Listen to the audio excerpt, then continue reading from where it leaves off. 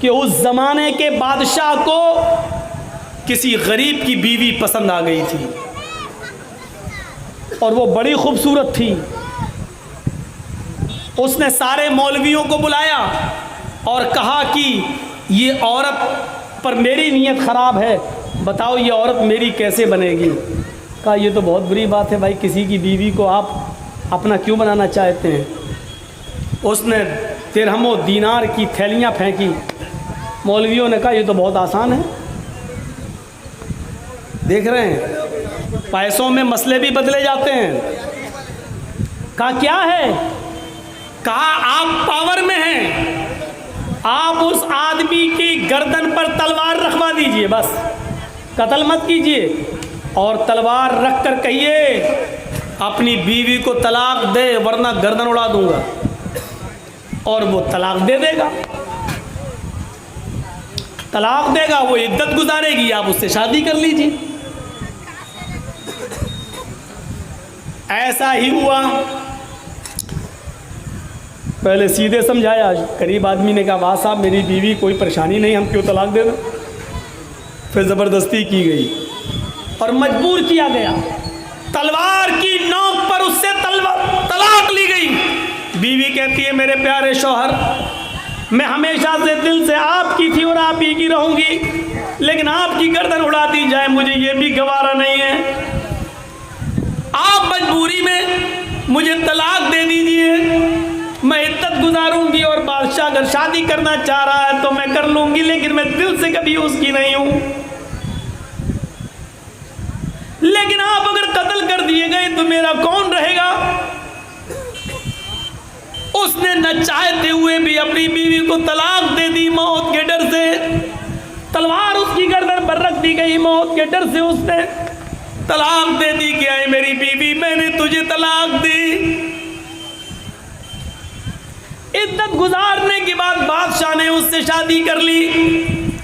सारे मौलवी बिके हुए, बादशाह ने सबको खरीद लिया। उस जमाने का सबसे बड़ा बुजुर्ग इमाम मालिक रहमतुल्लाह अलैह, जब उनके कानों में यह आवाज जाती है कि बादशाह ने उस गरीब आदमी की गर्दन पर तलवार रखकर उससे जबरदस्ती तलाक दिलवाई और मजबूरी में उसने तलाक दी, तो जुमेरात की रात को हदीसों की तैयारी की और जुमे के दिन अपने सर पर कफन का अमामा बांध कर जाते हैं, जुमे का खुतबा देते हैं। जिस मस्जिद में इमाम मालिक रहमतुल्लाह अलैह जुमे का खुतबा देते थे, उसी मस्जिद के अंदर बादशाह भी नमाज पढ़ने आता था। बादशाह के 50 बॉडीगार्ड नंगी तलवार लेकर मस्जिद में हाजिर होते थे कि हमारे बादशाह के ऊपर कोई गलत नजर न डाले या उसको खतरा ना हो। वो नंगी तलवारें चमक रही थी। बादशाह मस्जिद में आया हुआ था। इमाम मालिक ने कफन का अमामा बांधा था और सर पर लपेट कर आए थे। छड़ी लेते हैं और जुमे का खुतबा देना शुरू कर देते हैं और उस खुतबे में कहते हैं मैंने सुना है कि इस मुल्क के बादशाह ने एक गरीब आदमी की गर्दन पर बंदूक रखकर तलवार रखकर उससे तलाक दिलवाई है, और सारे मौलवियों ने फतवा दे दिया कि तलाक चाहे जबरदस्ती दिलवाई जाए चाहे जैसे तलाक हो जाती है। सुना है कि उस औरत ने मजबूरी में तलाक ले ली और उस आदमी ने मजबूरी में तलाक दी। अल्लाह करे ये बात झूठ हो, अगर ये सच है तो सुन लो। जनाबे मोहम्मद रसूलुल्लाह सल्लल्लाहु अलैहि वसल्लम ने फरमाया है इन्ना तलाक़ल मुकरिहा लैसा बिशै, जबरदस्ती दिलवाई हुई तलाक तलाक नहीं होती है। इन्ना तलाक़ल मुकरिहा लैसा बिशै, जबरदस्ती दिलवाई हुई तलाक तलाक नहीं होती है। अगर तलवार रखकर तलाक देने पर मजबूर किया तो वो तलाक ही नहीं हुई है। और बादशाह ने उस औरत से अगर निकाह किया है तो बादशाह हरामकारी कर रहा है, उस औरत के साथ जिना कर रहा है। खुतबा देकर ख़त्म करते। इमाम मालिक को मालूम था कि अब मेरा अंजाम क्या होगा। उन्होंने नमाज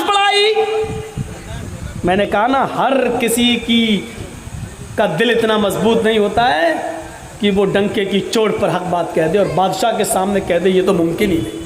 लेकिन इमाम मालिक को मालूम था, अपने घर पे कह के भी आए थे कि बीवी मेरा इंतज़ार मत करना, कह के भी आए थे। इमाम मालिक रहमतुल्लाह अलैह ने जब ये फतवा दे दिया, आए और नमाज पढ़ाया। नमाज पढ़ाने के बाद जैसे ही मस्जिद से बाहर निकलते हैं, लोगों को मालूम है, उस मस्जिद के मुसल्लियों को मालूम है, उस मस्जिद के नमाज पढ़ने वालों को मालूम है कि इमाम मालिक अब नहीं बचेंगे। मस्जिद से बाहर निकलते ही इमाम मालिक को उन 500 बॉडीगार्डों ने गिरफ्तार कर लिया और पहले उनको बादशाह के दरबार में लाया गया। बादशाह ने पहले प्यार से समझाया। इमाम मालिक कहते हैं आपका प्यार सराहों पर, लेकिन हदीस अपनी जगह पर, इन्नत तलाक अल मुकरिहा लैसा बिशै, ज़बरदस्ती दिलवाई हुई तलाक तलाक नहीं होती है।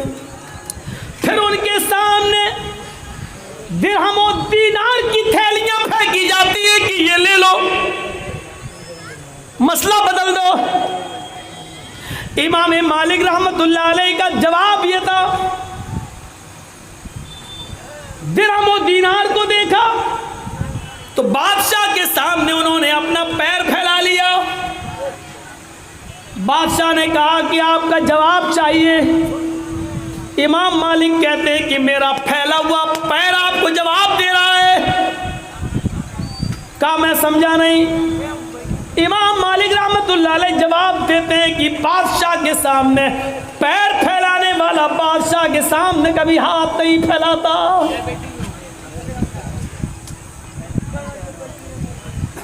तुम्हारे तो वोट 1,000 रुपए में बिक जाते हैं, तुम्हारा तो ईमान 1,000 रुपए में बिक जाता है। कोर्ट में झूठी गवाहियां तुम 100 200 रुपए लेकर दे देते हो, अपना ईमान नहीं बचा पाते। वोट तक बेच देते हो। वोट 500 रुपए लिया, फला पार्टी को देना, मालूम है इससे नुकसान है, फिर भी हम देते हैं। जिनके वोट 500 और 1000 रुपए में बिक जाएं, अरे तुमसे अच्छी कीमत तो उस कुत्ते की है जो कम से कम 10,000 रुपए में खरीदा जाता है। 10,000 रुपए में उस कुत्ते की कीमत 10,000, तुम्हारी कीमत, तुम्हारे ज़मीर की कीमत 1,000। कुत्तों से भी सस्ते हैं आज हमारे ज़मीर, हमारे दिल कुत्तों से भी ज़्यादा सस्ते हैं। बादशाह ने कहा अब इनको बांध दो। बांध दिया गया। फिर उनके ऊपर कोड़े बरसाए गए। 80 कोड़े ऐसे मारे गए, लौ ज़ुरिबतिल फ़ीलु लहरबत। अगर वो 80 कोड़े किसी हाथी को मारे जाते तो हाथी भी भाग जाता, हाथी भी बर्दाश्त नहीं कर पाता। ऐसे कोड़े मारे गए इमाम मालिक रहमतुल्लाह अलैह की बॉडी पर, और दोनों हाथ उठते नहीं थे। चीख कर कहने लगे बादशाह, मार खाने से मैं बच नहीं रहा हूँ, न भाग रहा हूँ, अजान की आवाज़ आ रही है, नमाज पढ़ लेने दे। ठीक है। एक आदमी ने उनको वुज़ू बनवाया, नमाज पढ़ने के लिए खड़े होते हैं उसी बादशाह के दरबार में, लेकिन हाथ उठने के लायक नहीं है। इतना मारा गया हाथ में कि दोनों हाथ जमीन पर लटके हुए, उड़ नहीं रहे, शल पड़ गए। ऐसे ही बोलते हैं अल्लाहु अकबर, हाथ लटके हुए क्योंकि उठ ही नहीं रहे।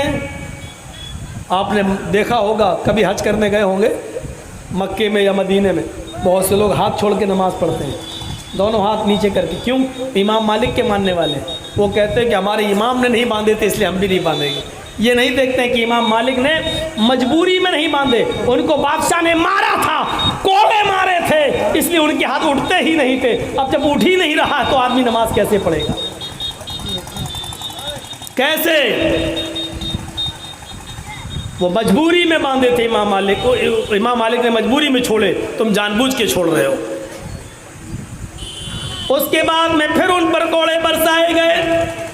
जब देखा गया कि कोड़े खाने के बाद भी ये नहीं मानते, तो कहा इनको मारना तो बेकार है, इनकी जान न ली जाए। इनके पैरों में बेड़ियां डाल दी गई। मंजर देखना, हक बात बोलने का रिजल्ट देखो।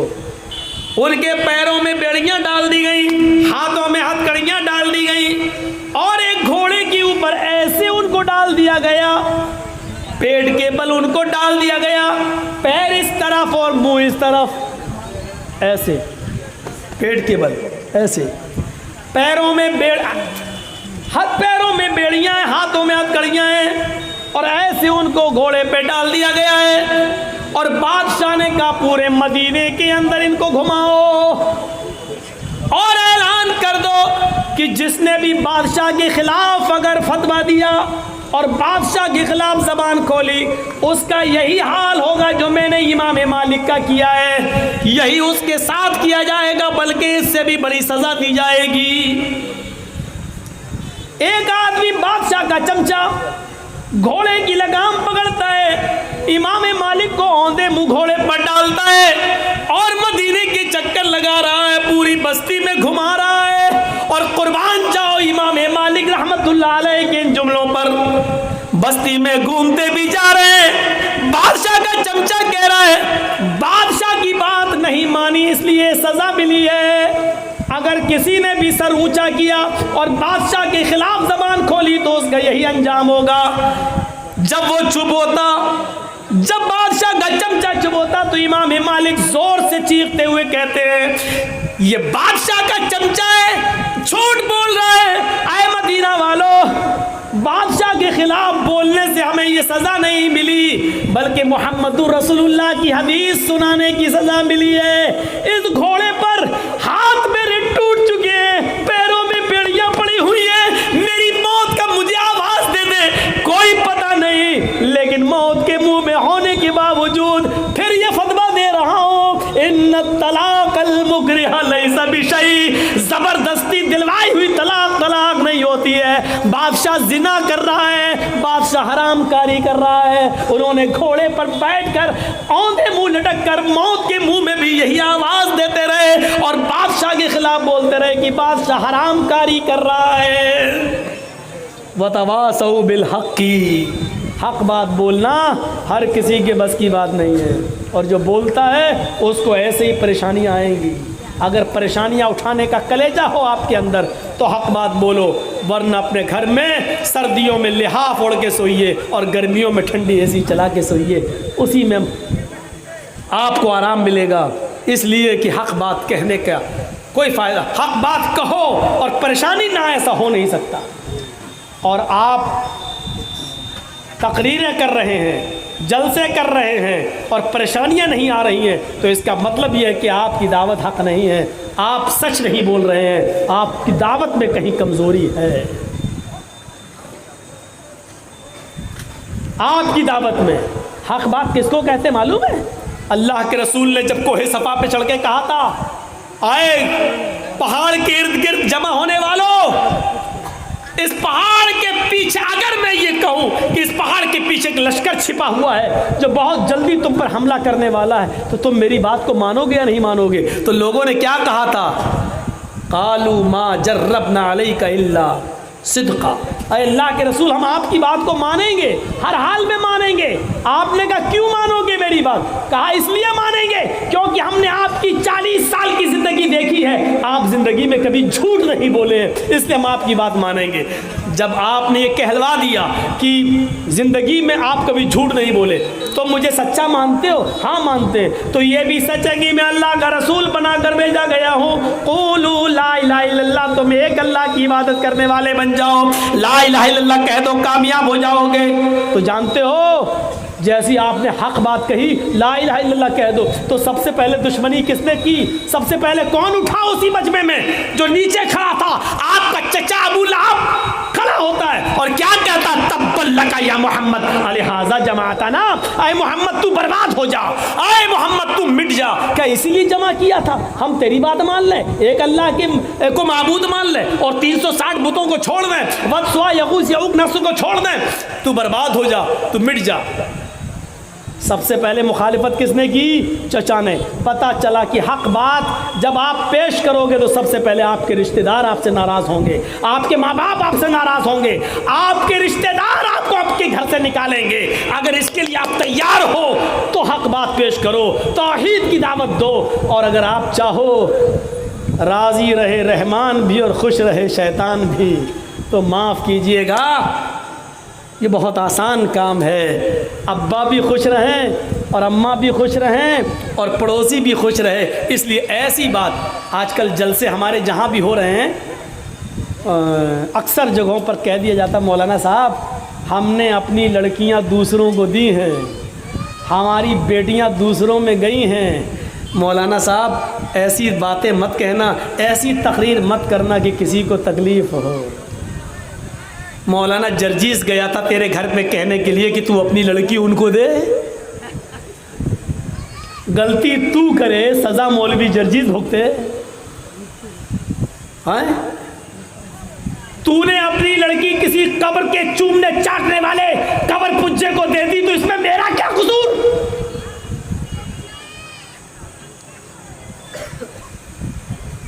सुलेमान तैमी का जब इंतकाल होने लगा तो वो रो रहे थे। पूछा क्यों रो रहे हैं? कहने लगे कि 27 साल पहले का मुझे अपना एक गुनाह याद आ गया। मैं सोच रहा हूं कि अल्लाह मेरे गुनाह को मिटाया होगा या नहीं मिटाया होगा। पूछा कौन सा गुनाह? का बहुत बड़ा गुनाह। और बड़ा गुनाह क्या? अभी मैं बताता हूं आपका। वो ये गुनाह सुलेमान तैमी 27 साल से तौबा कर रहे हैं अपने गुनाह की, और 27 साल के बाद जब उनके इंतकाल का वक्त करीब आया तो रो रहे हैं। पूछा क्यों रो रहे हो? कहा 27 साल पहले गुनाह याद आ गया, उसी को याद करता हूं तो रोता हूं, पता नहीं अल्लाह ने मुझे माफ किया होगा या नहीं किया। कहा गुनाह क्या है? कहा बहुत बड़ा गुनाह है। बताओ तो, मत पूछो, अरे बताओ तो गुनाह क्या है, क्या हुआ? का 27 साल पहले मैंने एक बिदअती से सलाम कर लिया था। अल्लाह के नबी ने फरमाया कि तुम में कोई बिदअती को सलाम न करे। मन आवा मुहदिसन फअलैहि लानतुल्लाह, जिसने किसी बिदअती को अपने घर में ठहराया उस पर अल्लाह की लानत हो। जिसने बिदअती को अपने घर में पनाह दी अल्लाह की उस पर लानत हो। मैंने बिदअती से सलाम कर लिया था, पता नहीं अल्लाह ने हमारा गुनाह माफ़ किया हो। तुम तो अपनी लड़कियां और अपनी बेटियां बिदअतियों में दे रहे हो।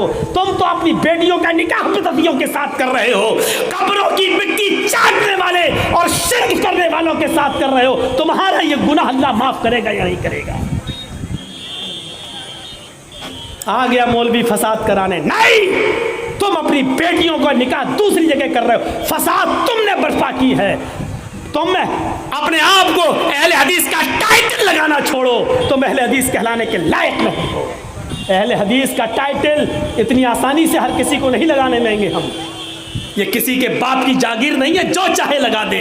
अपने सा कौन? अहले हदीस, अहले हदीस, अहले हदीस। अहले हदीस वो होता है कि इमाम शाफई ने फरमाया था कि जब मैं किसी अहले हदीस को देखता हूं तो ऐसा लगता है जैसे मैं किसी सहाबी को देख रहा हूं। यह अहले हदीस का अमल था कि इमाम शाफई फरमाते हैं कि जब मैं किसी अहले हदीस को देखता हूं, पढ़िए किताब उलूम इमाम शाफई की। इमाम शाफई ने कहा जब मैं किसी अहले हदीस को देखता हूं तो लगता है किसी सहाबी को देखता हूं। अहले हदीस का अमल सहाबी के अमल से मिलता जुलता था। गलती आप करो, सजा मौलवी जर्जीस ठोकते। हक बात डंके की चोट पर कही जाएगी। वतवासौ बिस्सब्र, आखिरी चीज रह गई है सब्र। सब्र भी करना पड़ेगा। हक बात कहोगे तो मारें मिलेंगी, पत्थर पड़ेंगे, अंडे फेंके जाएंगे, टमाटरों की बारिश होगी, जेल की सलाखों के पीछे जाना पड़ेगा। और किसने हक बात कहकर परेशानियां बर्दाश्त नहीं की? हजरत बिलाल को तपती रेत पर लिटाया गया। क्यों? आग के अंगारों पे लिटाया गया और उस वक्त तक लिटाया गया और भारी पत्थर उनके सीने पे रख दिया गया जब तक आग के अंगारे बुझकर कोयला नहीं हो गए। क्यों? हजरत खुबाब इब्न आरत को देखो, हजरत खुबैब को देखो, इनकी तारीख पढ़ो। इमाम अहमद इब्न हम्बल की तारीख पढ़ो, हक बात के कहने की बस क्या क्या सजाएं मिली, लेकिन इन्होंने सब्र किया। हजरत सुमैया का वाकया कौन नहीं जानता। सुमैया, सुना है, अबू जहल ने कहा, सुना है कि तू मोहम्मद के रब पर ईमान ले आई। कहने लगी जब तक छिपा था मेरा इस्लाम, अब मालूम हो गया तो छिपाने की जरूरत नहीं। हाँ लाई, कहा छोड़ दे, कहा नहीं छोड़ सकती। कहा तेरा बेटा कहाँ है, सच बता दिया। तेरा शौहर कहाँ है, सच बता दिया। पकड़ के लाओ इसके बेटे अम्मार को, पकड़ के लाओ इसके पति को यासिर को। दोनों को पकड़ के लाया गया, अम्मार को बांध दिया गया, यासिर को बांध दिया गया। उसके सामने अम्मार की मां सुमैया, यासिर की बीवी सुमैया खड़ी है। कहा इसके जिस्म के कपड़े फाड़ दो, कपड़े फाड़ दिए गए। कमा वलदत उम्मुहा, जैसे आज ही उसकी माँ ने उसको पैदा किया हो, जैसे बच्ची नंगी होती है पैदा होते ही, ऐसे ही सुमैया को कर दिया। कहा पीछे से हाथ बांध दो, दोनों हाथ पीछे से बांध दिए गए। खाबी भी नहीं मानेगी। कहा मोहम्मद के रब से ईमान छोड़ दूं, ये हो नहीं सकता। नेजा उठाया अबू जहल ने, और वो नेजा दौड़ता हुआ आया और लेकर पूरा का पूरा नेजा हजरत सुमैया की शर्मगाह में, उनके अंदामे निहानी के अंदर दाखिल कर दिया। यहाँ से डाला, उस पार निकाल दिया। बेचारी अपने हाथ भी नहीं हिला सकती थी, क्योंकि दोनों हाथ पीछे से बंधे हैं, जैसे फांसी के तख्ते पर ले जाते वक्त पीछे से हाथ बांध दिए जाते। सुमैया के पीछे से हाथ बंधे हैं। इंदामे निहानी में शर्मगाह में नेज़ा दाखिल कर दिया गया। नजरें आसमान पे जाती है। ऐसे मौके पर भी बड़े बड़े कलेजे वालों की दुआएं ये निकलेंगी, अल्लाह मेरी हिफाजत फरमा। लेकिन सुमैया के मुंह से ये दुआ नहीं निकली कि अल्लाह मेरी जान बचा ले, अल्लाह मेरी हिफाजत फरमा। ऐसे मौके पर सुमैया की ज़बान से जो जुमले निकलते हैं वो इब्ने साद ने तबकात में नकल किए हैं। सब्बित कदमैया या रब, सब्बित कदमैया अला दीनिक या अरहमर राहिमीन, ऐ अरहमुर राहिमीन। अबू जहल का ये नेज़ा जो मेरी शर्मगाह को पार हो गया है, इसकी दी हुई तकलीफें, ऐ अल्लाह कहीं मुझसे मेरा इस्लाम न छीन ले, कहीं मुझसे मेरा दीन न छीन ले, कहीं मुझसे मेरा मजहब न छीन ले, कहीं मुझसे मेरी तौहीद न छीन ले। ऐ अल्लाह अबू जहल की दी हुई तकलीफों से मेरे ईमान को साबित कदम रखना, मेरे कदम को साबित कदम रखना। ऐ अल्लाह मेरा ईमान न लरस जाए, मेरा ईमान न लरस जाए, अल्लाह मेरे इस्लाम में कहीं जुम्बिश ना आ जाए। ये दुआ निकलती है उसके मुंह से। अपनी बेटियों का निकाह गैरों में करने वालों, चुल्लू भर पानी में डूब के मर जाओ, अपने आप को अहले हदीस कहते हुए तुम्हें शर्म नहीं आती।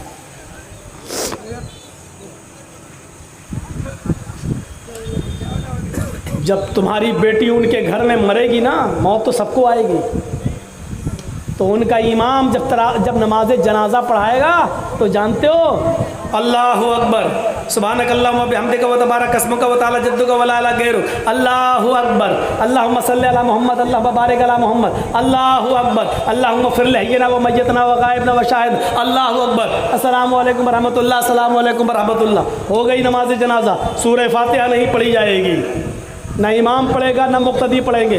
और हमारा ईमान है, हमारा अकीदा है, सूरह फातिहा के बगैर कोई नमाज नहीं है। गोया कि हमारी बेटी को बगैर नमाज जनाजा पढ़े दफन कर दिया जाए। कभी सोचा है ठंडे दिमाग से कि आपकी बेटी मरे और बगैर जनाजे की नमाज के दफन कर दी जाए, कैसा लगेगा? शर्म मगर हमें नहीं आती। प्रॉपर्टी वाला था, जायदाद वाला था, ज़मीन अच्छी थी, नौकरी थी, सर्विस वाला था, बैंक बैलेंस अच्छा था, इसलिए कर दिया। दुनिया तो तुम्हें मिल गई लेकिन आखिरत नसीब नहीं, आखिरत नसीब नहीं। सुमैया की शर्मगाह में नेज़ा दाखिल कर दिया गया। चीती या सब्बित कदमैया अला दीनिक या अरहमर राहिमीन, आय अरहमुर राहिमीन, आय रहम करने वाले मेरी हालत पर रहम फरमा, आय मेरे रब मेरे अबू जहल ने कहा इसके बावजूद नहीं मानी। कहा 2 ऊँट मंगाओ। तबकात के अल्फाज, एक ऊँट का चेहरा पूरब की तरफ कर दिया, एक ऊँट का चेहरा पश्चिम की तरफ कर दिया। इस पैर को सुमैया के इस ऊँट से बांधा, इस पैर को इस ऊँट से बांधा। कहा सुमैया हाथ तो तेरे बंधे हैं, पैर तेरे दोनों ऊँट से बांध दिए गए हैं, एक ऊँट इधर भागेगा, एक ऊँट इधर भागेगा, कोड़ा मारने की देर है बस, अब देख ले तेरा अंजाम क्या होगा। ये मंजर देखकर अम्मार की आंखों में आंसू आ गए, यासिर की आंखों में आंसू आ गए। सुमैया मुस्कुराते हुए कहती है मेरे बेटे तुम क्यों रो रहे हो, मेरे शौहर तुम क्यों रो रहे हो। अल्लाह की कसम, आहा हा हा, अल्लाह की कसम ऐसी तकरीर करने वाली औरत पैदा नहीं हुई। आए मेरे बेटे अम्मार, आए मेरे हस्बैंड, आए मेरे शौहर यासिर, अल्लाह की कसम वो जन्नत देखो मुझे दिखाई दे रही, अल्लाह की कसम वो जन्नत की नेमतें मुझे दिख रही हैं।